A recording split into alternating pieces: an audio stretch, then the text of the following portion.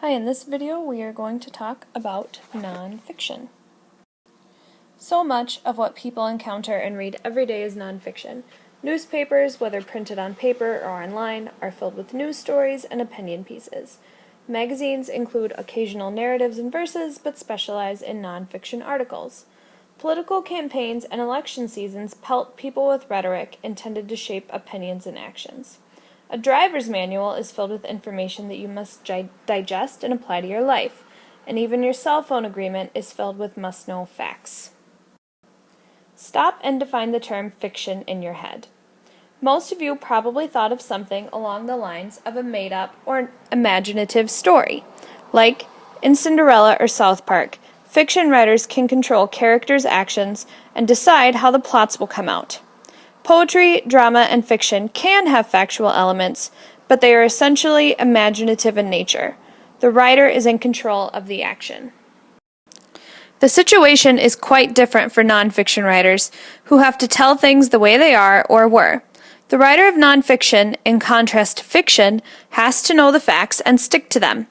If a person died in real life, that person also has to die in the story.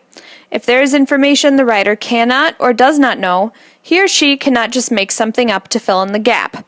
A guess must be identified as a guess, not a fact. There are many types of nonfiction. For example, biographies and autobiographies tell the real story of people's lives. News stories present information. Articles and essays provide opinions and information and sometimes try to persuade readers to a particular opinion. In general, nonfiction is broken up into 4 different categories based on the purpose of the text: expository, argumentative, descriptive, and narrative. First, let's take a look at expository nonfiction. The purpose of this type of nonfiction text is to explain or inform to a reader about a certain topic. With expository text, the reader may or may not have prior knowledge about the topic being discussed, so research is central to expository nonfiction. Examples of expository nonfiction are straightforward news articles that you may read in the paper. When you read the stats of last night's game, you are reading expository nonfiction.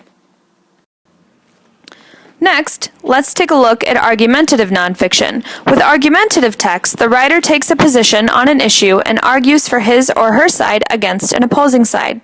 The writer will use facts and information to support his or her own argument while trying to influence his or her readers' opinions.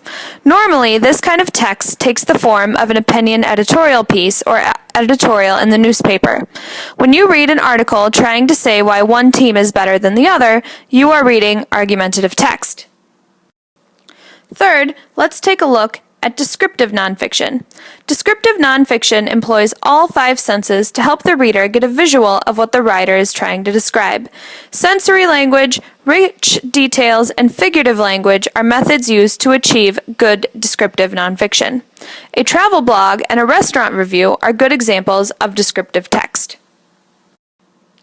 Finally, let's look at narrative nonfiction.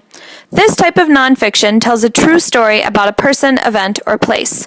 Sometimes this kind of nonfiction can be written in the first-person narrator, but it always involves some research on the writer's part. Narrative text tells a story that has many of the same aspects of fiction, such as a plot, character, and conflict.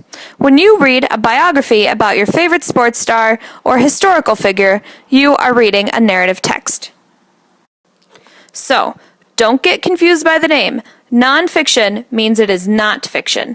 It is true.